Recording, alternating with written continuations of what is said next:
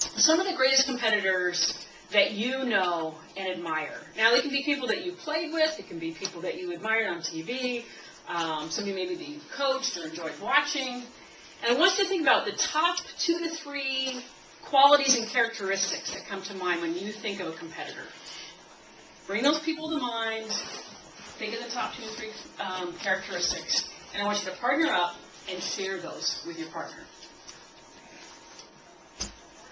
Okay, you're on. When you think of a great competitor, what are the characteristics that you came up with?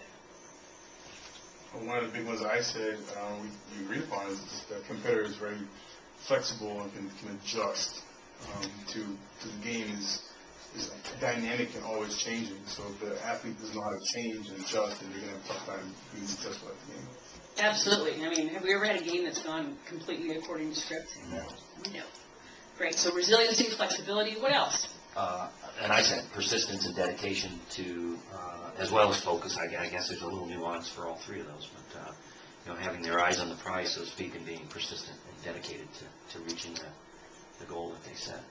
Absolutely. Never quit. Yeah. Anything else? I said the same thing as some of these guys, except for there was a childlike fun. They really wanted to play the game. There, if something went off, shucks, like. In sports psych too, fun is actually the closest physiological profile to the zone. So you're right on. They definitely do that. All right. Well, let's dive in. Let's take a look at some of the mental characteristics of great competitors. And one of the first ones is, and we're going to read it a little differently here, is self-confidence. Okay? That in self-confidence, which I think most of us want our athletes to have, and it's a huge topic, like how do I get my athletes to be confident? Okay? And one of the things we've learned from one of our earlier workshops, that it comes from a feeling of being in control. We talked about that, but how do they get that? Well, great athletes have a plan, and they are prepared. I think it was Paula Creamer who just won her first LPGA tournament.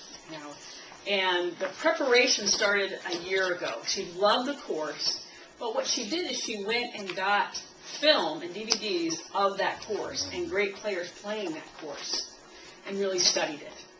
And you look at a lot of different sports at a high level, a lot of studying tape, a lot of studying opponents, taking notes. There are no surprises. They definitely can do that. And having that plan leads to feeling in control. When you feel in control, you're definitely more confident. Looks forward to challenges. Not the kid that's like, please don't pass the ball to me. But, has learned this love of the game and love of challenges and wants to be in. Hit it to me. I'll do it. Put me in, coach. I want to play. They've learned that no fear. And they enjoy the process, not just the outcome. It's so rare to hear a great competitor, a person successful at anything, really talk about the prize or the outcome. They're always talking about the process of how they got there and enjoying that. And they're unafraid of failure or mistakes. When you went to Double Coach 1, you know the importance of mistakes and how that happens. And they welcome mistakes. They know they're part of the game. They know if they're not making them, they're not learning, they're not growing. Okay. And I always think of that. Have any of you ever seen that Jordan commercial? Michael Jordan talks about, I've missed, I don't know, they give the numbers, but the essence is I've missed more last-second shots than I've ever made, ... but I keep taking them. And that's really what you want to. Well, and I was going to say, even on that first one, that was the first name that came to my mind. The end of the game, he wanted the ball in his hands. Absolutely. Every time. Enjoyed the process, brought a lot of those things, loved the challenge, always elevated his game. Joy. Remember how the tongue used to hang out? Right? Yeah, absolutely. And the other thing I think when you think of great competitors is that you can see, kind of what you're talking about, you can see their passion. It gets us excited. They just sort of exude it. And so to have that happen, mental preparation is really the key to having that. It's not necessarily, it doesn't happen by accident. It is preparation. It is a plan. And that's really where we come in as coaches. So coaching the mental game, this is a funny, Yogi Berra, baseball is 90% mental, the other half is physical. My question is always down here, if sport, and you've heard that expression, right? At a certain point, sport's 90, 95% mental. Great. But why is 95 plus of our training physical? Why do you guys think that is?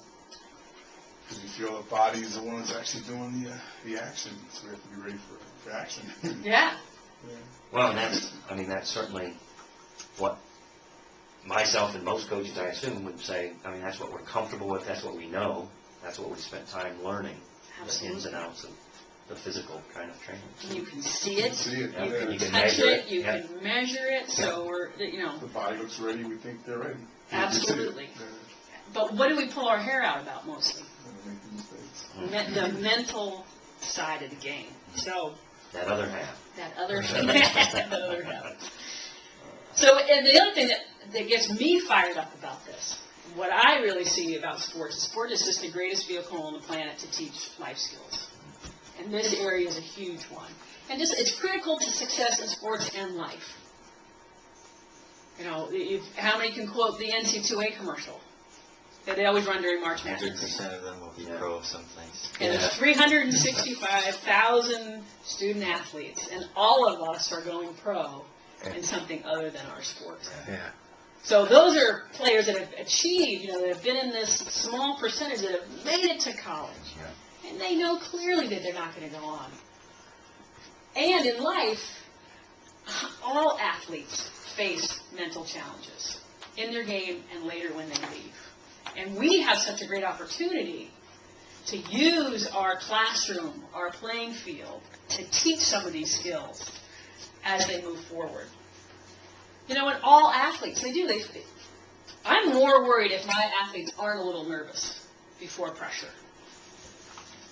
They feel a little anxiety. They feel those little butterflies. The key, and this is what drives my passion, because I had that, but I never really quite learned when I was young how to deal with it.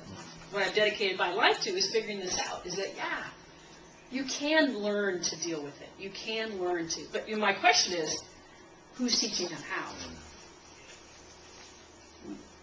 We don't know that. So we, in pro athletes, feel nervous. They have just learned how to control it, deal with it, act like they don't. Okay. So the goal in creating this workshop is really to bring some basic mental training tools to all coaches. That's really the ticket to having mental game, mental skills as a normal everyday part of sport, is for coaches to do it. So your work here tonight is really important. There it is. So nervous is normal, and that's what we're about tonight. You guys looking forward to it? Moving on, trying to read some of this? Great. I want to introduce you to a mental model, another framework. You learn the mental model in Double Goal Coach 1 about being a double goal coach and how that's a lens. This is also a framework that I want you, that's huge. I think it's the cornerstone of the mental game. I think it's also a cornerstone in life. And this little equation right here is one of the most important. It drives us all the time. So stimulus leads to response. Who is Pavlov? Anybody remember Pavlov? Conditioning. Well, let's just look at, anybody here have pets? Mm-hmm. Do you have dogs? Make it up if you don't. Yeah. You have a dog. Yeah. Does your dog know when it's time to eat? All the time. Yeah. All the time. It picks up on different Does he know cues. you're going to feed him? Yeah, if we walk near where his food is, or Yeah, it goes nuts. Yeah. What's the W word for a dog? Walk. Yeah. Walk. And if you say it, you better have the leash in your hand. And whatever. So on the animal level, they go from stimulus. They hear you go near where the food is. They hear the leash. They hear walk. Boom! They are instantly into their response. Oh, let's go. I'm hungry, or let's go for a walk. Now, as humans, we're just slightly more evolved. So we have this little window of